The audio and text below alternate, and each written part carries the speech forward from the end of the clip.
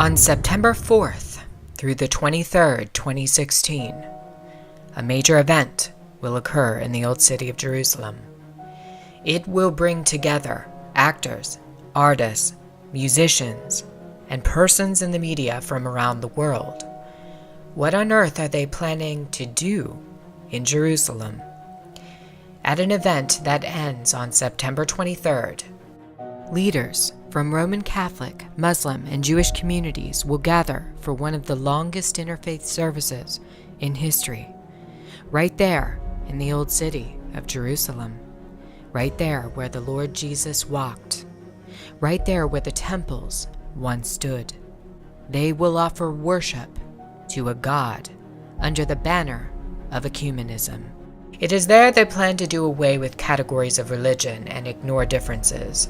The service will combine 3 monotheistic faiths under one roof in a house of worship for all believers. One part of the event will occur from September 5th through the 11th and will bring together Jew, Muslim, and Christian under, quote, a passion for Jerusalem, in which they can all coexist temporarily under the wings of the Almighty, unquote. Some of the headlines on the website for this event talk about dissolving boundaries and coming together in worship of the same God. Another part of the event will occur from September 12th through the 23rd. The leaders of this event, which is called Makudeshet, will perform an 11-day consecration. If you aren't aware, a consecration happens when somebody performs a ceremony declaring something as holy.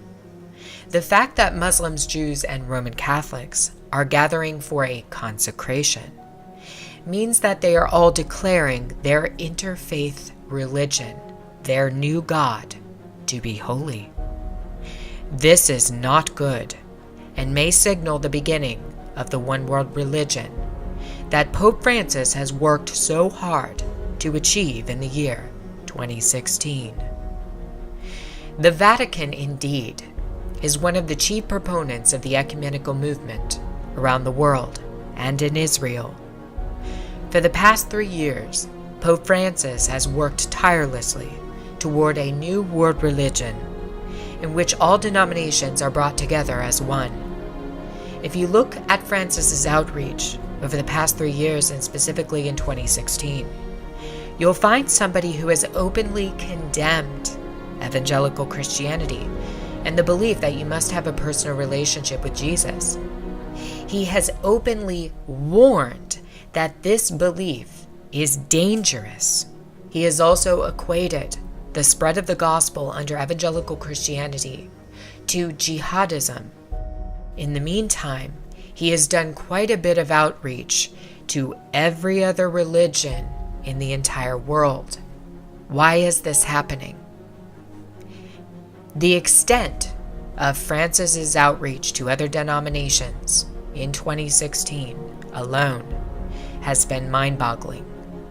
In February, Francis held an emergency meeting with Patriarch Kirill of Russia for the first time since the 1054 Schism. Kirill then went directly to Antarctica, where he performed a bizarre religious ceremony consecrating the land and water surrounding the continent. Francis has also done outreach to Patriarch Bartholomew of Turkey, in which both leaders voiced support for the migrant crisis and called for more migrants to enter Europe. In May, Francis met with Al-Azhar of Egypt, who is the head of Sunni Islam. In January, Francis became the 3rd pontiff ever to visit Rome's major synagogue. He has also hosted Jewish religious and political leaders at the Vatican. In June, Francis outreached to the Armenians. In July, Pope Francis visited Poland and told all of the young people in the audience to, quote, believe in a new humanity. In August, Pope Francis won a huge initiative with U.S. Lutherans. A document called the Declaration of the Way was passed by a majority of 931 to 9. It recognizes that there is no longer church-dividing issues between Lutherans and Roman Catholics. This means that 3.7 million U.S. Lutherans are now absorbed into the New World Religion. Also in July, Francis was the driving force behind a ceremony in the United States called Together, organized to bring all Christians in front of a 6,660-inch obelisk, or the phallus of Osiris, for worship. One of the major symbols we saw at Together 2016 was the Ouroboros, which is the serpent eating its own tail. The earliest legend of the Ouroboros has to do with the coming of Osiris, the god of the underworld. The Ouroboros is a highly occult symbol signifying the end of an eon, or the end of time. In occultism, the end of one eon usually results in a reset, brought about by some cataclysmic event. When used together, the obelisk and the Ouroboros show us the coming of Osiris to inhabit his temple at the beginning of the next eon, which is the start of the Golden Age. The fact that this symbol was put on display throughout Francis's Together 2016 event is very demonic. What is Francis doing, and why is he doing it? The answer is that he's merely carrying out a role, playing his part in the creation of a new world religion. In previous videos, I have discussed a book written in 1908 by a man who was ill for much of his life. He writes about how a character named Father Francis defects from Roman Catholicism to follow the Antichrist. In this book, Father Francis would become the leading proponent of the New World Religion and worship of the Antichrist. Just recently, Francis has used death of one of his priests in France and an assault on another priest in Belgium to invite Muslims into Christian cathedrals and churches for worship.